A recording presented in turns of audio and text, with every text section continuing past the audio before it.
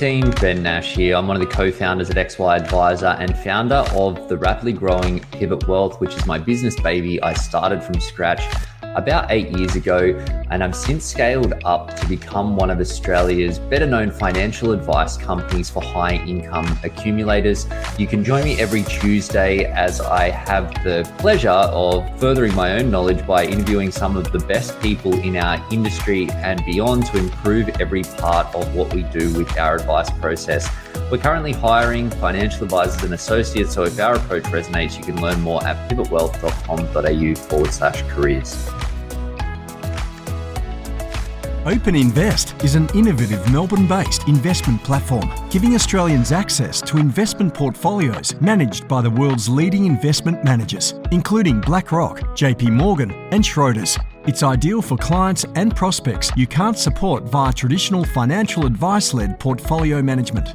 Or, if you have your own well-resourced and experienced portfolio management team, Open Invest can customise their tech to give your firm its own digital investing solution. Your brand, your portfolios, your content, accessible directly from your website via general advice. Hey guys, Ben Nash from the XY Advisor crew, and today I'm pumped to be here with Matt Leech, who has told me to just introduce him as Legend. So maybe I'll leave it there and let him do the talking. Matt, thanks for joining us, buddy. Thanks for having me, Ben. It's good to be here. Oh, mate, look, I'm keen to unpack your story because it is an interesting one. You've been in the industry for a little while. Your baby face doesn't give that away, but gone through a few changes in that time. So I'm keen to unpack that and some of the lessons that have come from that. So maybe we'll start there. Can you just tell us about your evolution as an advisor and how you've ended up where you are today?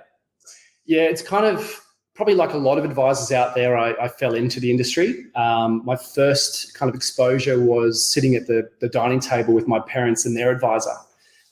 So a lot of people have probably heard my sort of backstory before, but I had a special needs sister. And so my parents were trying to obviously be very prudent around what they were doing and planning for the future. And I really sort of commended them for that. But I didn't realize there was all these things around money. So I was really interested sitting at the dining table and hearing what the advisor had to say. So that was my first experience. Probably a few years later, I actually ended up working for him as an advisor, purely because I was looking for a job that I could get into where I, had to wear not gym shorts. Working at a gym for a while, I better get a job where I'm not wearing gym shorts anymore.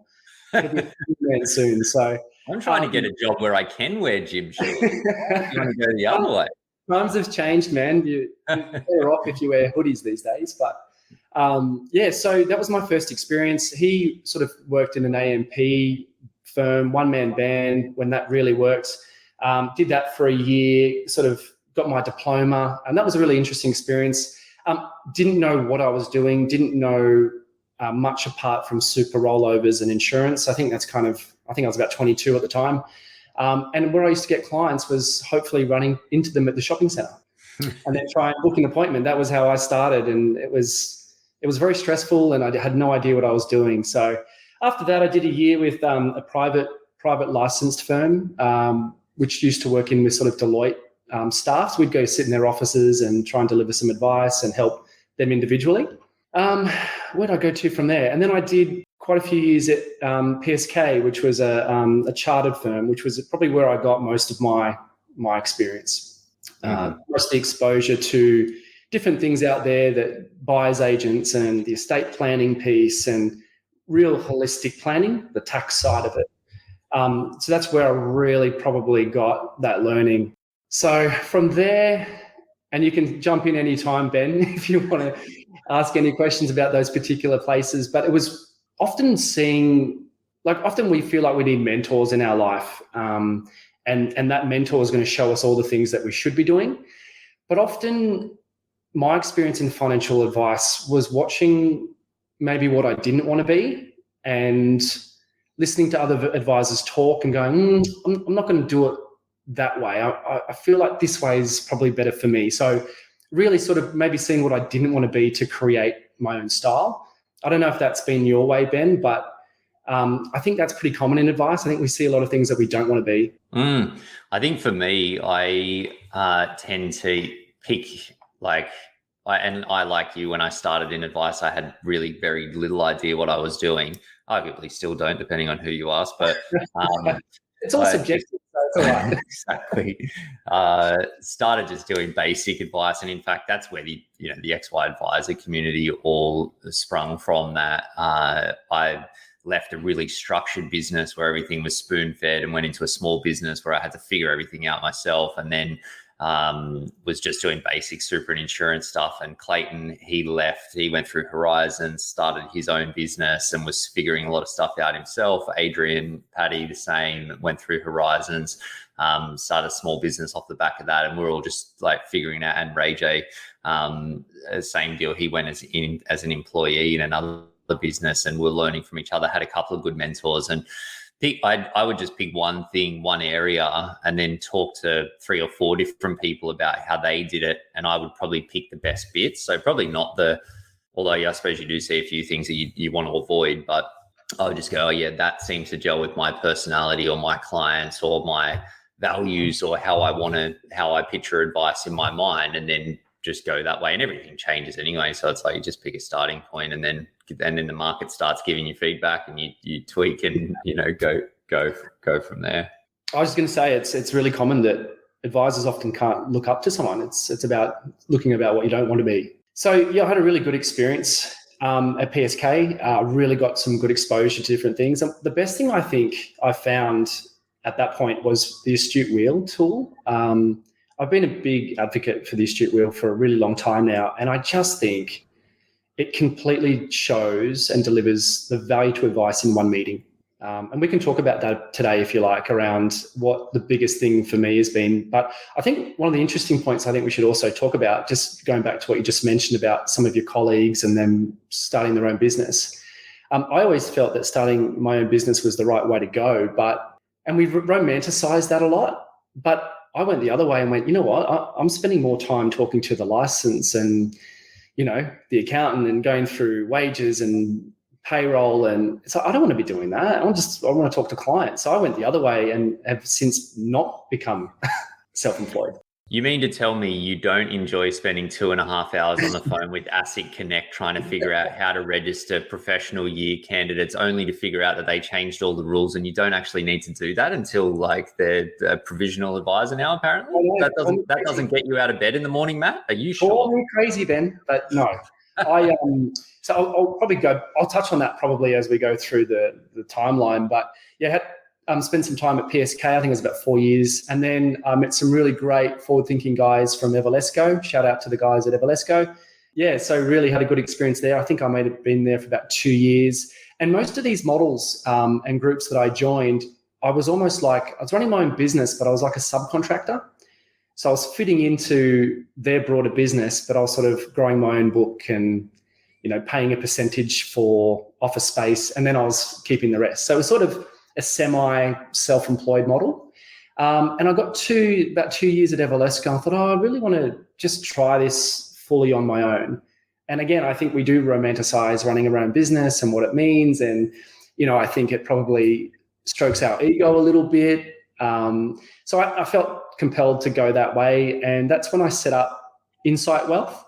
Got some office space, got some admin support. And that was a really eye-opening experience. I loved it, but by the end of the 4 years of running my own business, I think I just got to that point where I felt I was just spending time on all the parts that I didn't like, as opposed to just talking to clients. That's what I'm good at. That's what I like. So why am I spending all this time on other areas that don't excite me? And I'm sure there's some of your listeners that are like that, Ben. What's the sort of feedback? Are you finding people getting a little bit disillusioned with running their own business and financial planning, or? Yeah, well, I know that because we've been hiring advisors for like a year or so, and talking to a number of those potential candidates for our roles, I've found people in a similar position where it's like they're just running their own show, ticking along, and it might be making a bit of money or like, doing okay, but as you mentioned, that there's bogged down with a lot of the admin, of the things that aren't advice, that aren't why they started a business, but are all entirely necessary in order to do that. So I think in particular, like the last 12 and a bit months that we've seen this massive uplift in what we need to be doing behind the scenes, which I think is a good thing in a lot of ways in terms of protecting clients and ensuring that there is a really high standard for advice. But just means that it's like you need to have a well-resourced machine that's sitting there if you want to be able to work efficiently, if you want to be able to work profitably without doing crazy hours. And I think that it's definitely moving that way. And I think probably the advisor numbers, some of the consolidation that we're seeing is reflective of that as well. Yeah, I think that was probably my experience too. So doing Insight for a while, kind of got to the point where I was like, I don't want to do this anymore. It was as simple as that. And I was very fortunate that I ran into Tony Kofkin in a coffee shop at Shifley Square there. And I just told him how I was feeling, and we'd known each other for a while. So it was someone that I could confide in. And we had a coffee, and he basically bought my business after the coffee. So we did basically a handshake agreement to begin with, which was really great. And I sort of spoke about how I take everything so personally when it's my own business, and I'm touching every part, and I'm finding it hard to let go, and I'm not spending time with the clients that I want to talk to. And it just made sense by that point that I didn't need to be a business owner to be an advisor. And I'd shout out to like some of your listeners out there that might feel the same way, that if they just want to come and have a chat to myself or the Kofkin Bond team about if they're looking for a new home and they're sick of trying to do it themselves and they want to plug into a support system, I think that's what the team at Kofkin Bond have done really, really well. And that's changed my complete view on financial planning. Now I'm actually spending time on the things I actually love, and I let go of all the other stuff. So the only word I can give you is liberated. And so was it, because I feel like that's something that we probably don't hear too much about. We were just chatting a bit offline, and there is that, romanticism and the sexiness of people starting their own business. I talked to a lot of people about that journey as well. But I think, having run a business for a bunch of time, that it's not for everybody. Sometimes I feel like it's not for me, but like, there is a lot there. And I think being an advisor is hard, as it is, like you say, that you get quite invested with your clients and what's going on. Obviously, we've been through a really difficult couple of years, COVID, the disruption to business, disruption for our clients, having to then go into overdrive to look after them through periods where there's a lot of opportunity, investment markets, property markets, interest rates, all of those things. For you, what was the real catalyst for you to start thinking, look, it just doesn't seem to be working for me?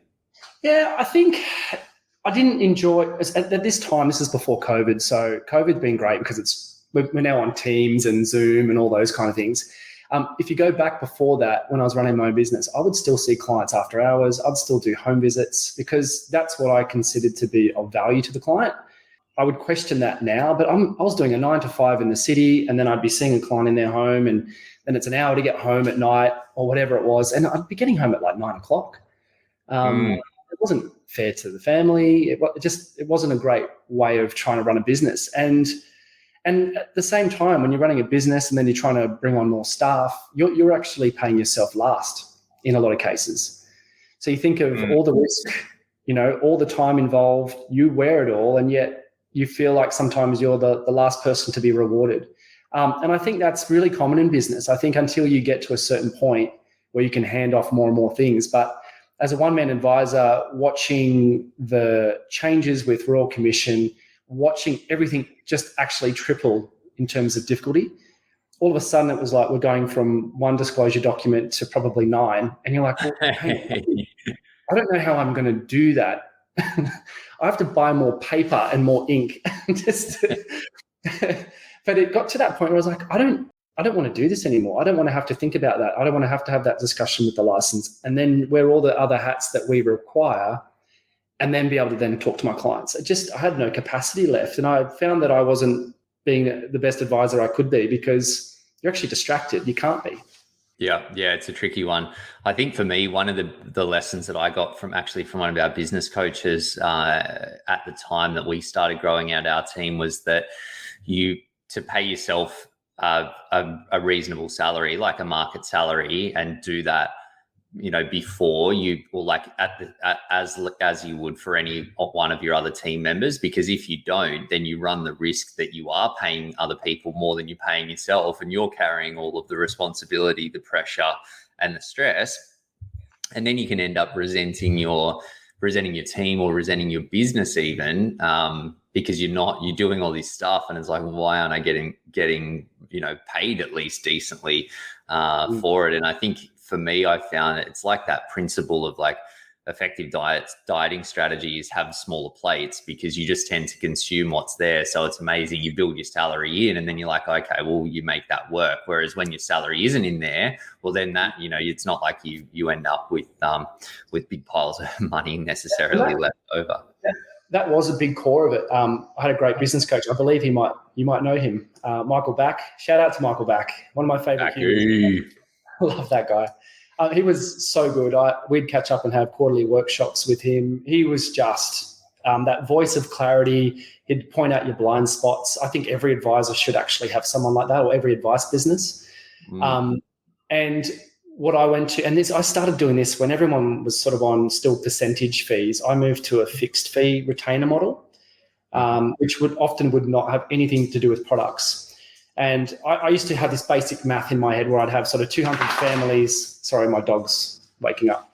I used to have 200 families, or I used to consider them households. And if we're getting around $5,500 per year in retainers from said 200 families, that there's a viable business there. And you could potentially run that business with one advisor and maybe two really switched on support staff.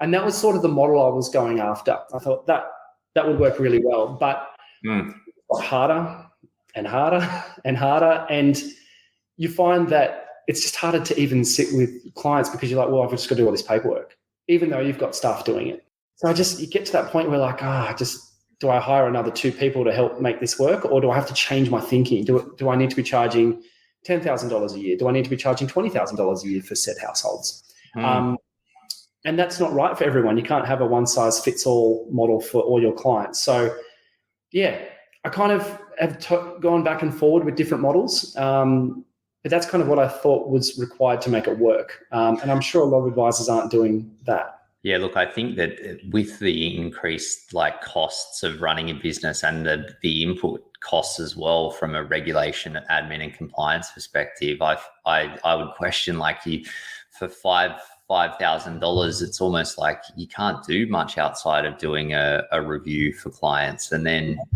it's sort of then you're working on retention, then it's like you're chasing your tail. So it unfortunately means that a lot of people that could get a lot of benefit from support aren't getting it. But unfortunately for advice, the regulators, and thankfully they are looking at reducing a bit of the red tape, which I welcome with very open arms. But it just means that it's almost impossible to make work at that level. So yeah, I get the challenge. Matt, you mentioned though that you've gone through probably the last almost 10 years, really, at least, you've been working almost like as a business within a business, where you've essentially got control over what you're doing, how you're doing it. Tell us, through that time, when you think about what you do for clients, how has your service solution evolved over that time? It's not, to be honest, not changed a lot. I've always put a big emphasis on a discovery meeting. So rather than people have a fact find meeting, I ask them to fill that out before I even book a meeting. My entry point is you fill out the Astute Wheel questionnaire, we'll book in your meeting. We'll have a discovery meeting. I'll absorb the cost of that meeting. And that meeting is all about me gaining context. And if any advisors out there ever want to have a talk about that process, I'm more than happy to share everything that I've done. It's kind of, I've worked it over time, and everyone's got their own style. But what I built it down to was, what are you looking to avoid is a great question to start with. Because sometimes if I say to you, Ben, hey, Ben, tell me your goals. What do you want? People go, I don't know.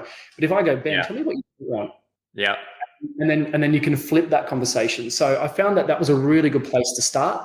And then I would kind of massage that and flesh that out. And then often what I do is cover off on the 4 L's. So where do you want to live? what's the ideal lifestyle? Don't tell me what you think you can have. Tell me about what you really want. We would talk about love. What is it that you love, and how do we do more of those things, whether it's people, whether it's hobbies. And then the last one's legacy. Who are we trying to look after here?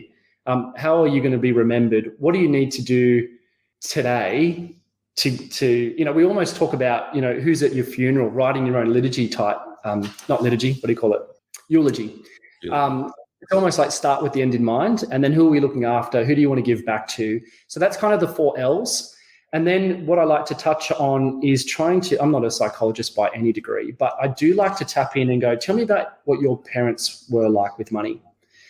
And I can't tell you, Ben, how many times I've run this exercise, but you'll have, and this is very general, but you'd always have one parent that is the one that's switched on with money, frugal, is conscious of it. And then you've got the opposite. It must be that opposites always attract in relationships. But every time I've run this scenario, you've got, mum was really good with money. She was really switched on. She worked. Dad was always, going out, buying flash things, and they're trying to make it work in a household. And then you ask the other partner and go, well, what were your parents like with money? And it's kind of always this similar situation where you've got this opposites attract. And then I talk about, well, what do you want your kids to say about you and the way that you handle money? And what advice would you go back and give your parents? What advice would you go back and give your parents at the age that you are now? So Ben, what are you now? 23?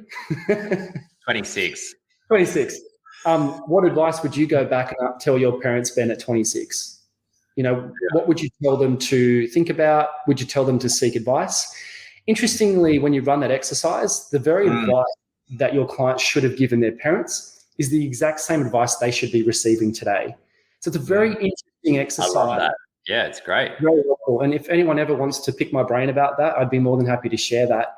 But what you start doing is you're uncovering how people actually view money, what's been inbuilt to them with money. If there was a frugal lifestyle and that was the demonstration, 2 things either happen. We either adopt a parent's belief in money or we rebel it. And I found that really interesting as well. So many spots with that. So if you've ever an advisor out there and you want to just try something in a discovery meeting, ask what their parents were like with money. It doesn't matter what age it is. And what you get out of that is pure gold. And then you can reframe the conversation from that. You can tell them how it's going to be different going forward. And we're going to make prudent decisions. And we're never going to go out and buy something flash. We're going to do something good first before you buy something flash. So that's just a few examples of the discovery process. That gives me the absolute purest gold you can ever think about.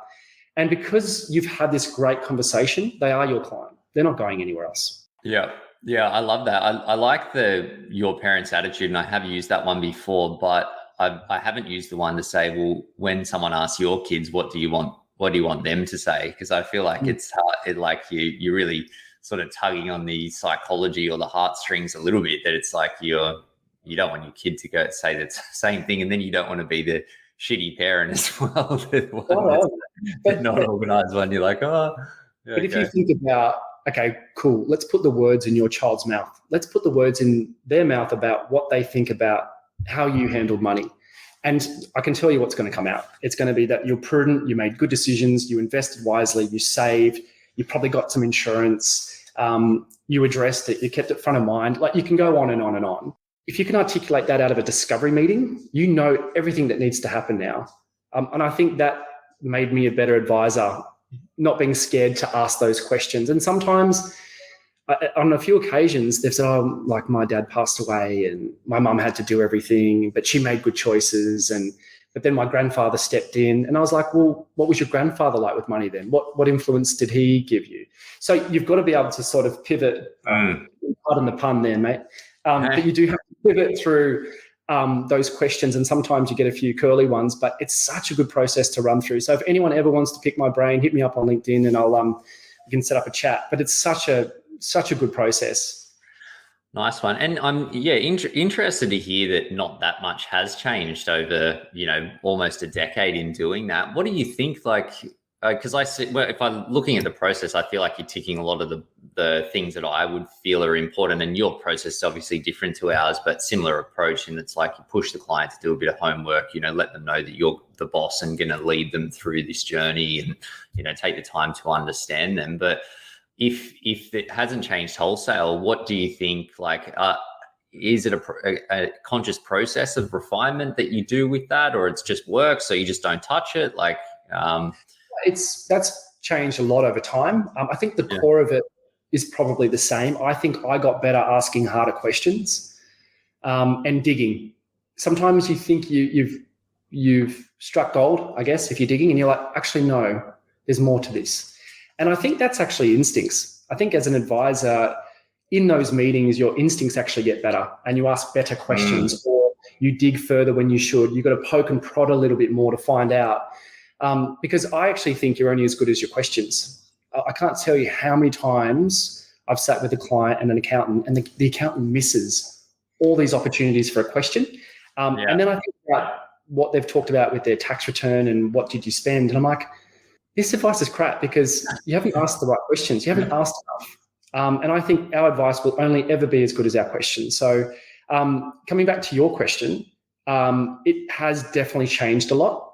And this is kind of probably where I've landed, where I know that I can get what I need out of the client and the context. The best part about that is, well, how do you make all this real?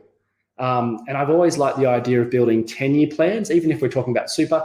Let's just show if we get to the 10-year mark, the rest of it will take care of itself. And I'm always a big believer in not just relying on the super system. You need to be doing things in your own name as well.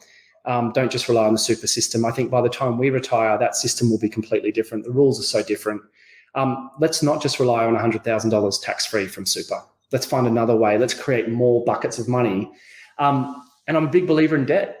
I think you should be getting good debt as earlier in your life as possible. And sometimes you've got these mid-20s, great income. And it's like, just get your hands on some debt and buy some assets. Because I think we all know that time is the best investment you've got. And you think about what your parents might have bought their property in Sydney for, and let's say it was $100,000, and now it's worth $2 million 20 years later. Even if you bought a property in a dud area, because you've held it for 20 years, you look like a superstar. So we often talk about time being the best investment you have. And gearing tends to win. I copped a lot of grief from advisors. I put a TikTok post up about why property wins over shares. And I love shares and I love property. I think they both have their place. The reality is you compare a blue chip property geared at 80% or 50% even to a share portfolio that's not, the property's going to win every time. So I think for accumulators, you've got to be smart and you've got to manage your risk and all that stuff. I think that goes without saying, but it's super, super effective for those accumulators. It's putting 20% of your own money down, borrowing 80%, but getting 100% of the upside with other people's money. And obviously you've got to do that within the right reasons. Sometimes I often think about, every time I've done the modeling, I think if you put down a 30% deposit, it looks like it's going to be paying for itself or positively geared. So if you've got the capital to do so in a capital city, and I would encourage people to go out and model that, but 30% deposit, 70% LVR often looks like it's paying for itself. So if you can replicate that strategy over 10 properties, I think it's a great strategy, but there is a place for both, mate. I think you need liquid assets and illiquid assets. Totally. Well, look, it sounds like from that engagement that you've found a sweet spot where you're delivering, I suppose, taking the clients on the journey that you need to deliver the value that they want from the process. I'm keen to hear, what do you feel are the biggest learnings that you've made around what the elements are of what we deliver that clients do actually value most in the last, on the last decade or, even more than that in advice? Yeah, I think the first one is that discovery process. And why it works is because if I was sitting there and going, okay, I'm going to be lifting the hood on my finances and all this stuff and my fears and my goals, I want that person to ask me questions. I want them to go, hang on a second, tell me again about that goal about the holiday house and it's got the balcony, and just tell me a little bit more about that. I need to understand that. If you go into a meeting like that and you keep digging on someone's initial goal, like it's powerful stuff because you know in detail what they want. So I think the questioning and really kind of fleshing out goals and trying to understand from them why it's important as well is just pure gold. So that was an absolute must. I think the second part is making sure that everything we do in financial planning, make it visual. Don't explain it. Don't send it in words. Don't write an email. Visual. So what's been great is during COVID, being able to share your screen on Zoom or Teams. Often I'll have these wheel calculations up, or I've put together a PowerPoint, and everything's visual. Don't explain things in numbers. Do it in concepts, because clients go, okay, I don't necessarily know the detail. I don't know how that's calculated. I don't know the math, but conceptually I understand what you're doing, and that makes sense. Have you ever tried to explain TPD, ENIOC versus ONOC? Yeah. Use a picture. So yeah, try and keep everything visual. That's one of the biggest things. Keep things easy. Keep things easy for clients. That would be the biggest. Try and package things up for clients so it's just a no-brainer. Mate, I love it. Thank you so much for sharing your insights. My last question for you is that if you could go back to your bright-eyed, bushy-tailed self, day one in the advice industry, what would be your one piece of advice? Do a degree. do the degree. Anything you can get your hands on. No, it's a really good question, Ben, because there's so many things that can happen during that time. If I could say one thing, would be just to hang in there. You've got to hang in there. Advice is it's a career. It's a long-term career. I definitely tell myself to hang in there and keep working at it. Keep talking to people. Create good habits. You know, how many people do you want to talk to a week? What are you going to talk to them about? I would have probably tried to create better structured habits for myself. So my time was better used, I think. Yeah. And it probably, to what you were saying about not, being with the business stuff, taking you away from doing that might have given you a bit of a leading indicator that was, you couldn't do the things that you were saying that, why you wanted to be an advisor in the first place, right? Oh, totally. I mean, you can only juggle so many balls until you're going to drop one. And you better hope that the ball that you don't drop is a compliance one, because then all the balls fall. And that's the risk we run as advisors. So if at any point you are like, you know what, I don't think I can deliver this because I'm too distracted, I've got too much, you need to talk to other groups out there that are looking to grow. And because the one band or the two-man band sort of situation, I don't think works anymore. I think they've got to be converging with other firms, and those conversations need to be happening. So if there is anyone out there, you should be chatting to Ben or I. Well, mate, wise words there. And I think that you're right. I think that you have to be pretty on top of stuff to make it work at that small scale. I know that there are businesses out there that do it, but it takes a lot of structure, a lot of discipline, and that often comes with a lot of time, which is sometimes hard if you're just trying to, figure it all out yourself. So, mate, thank you again so much for sharing your insights. Thanks. Yeah, great to have you. We'll see you next time. See you soon.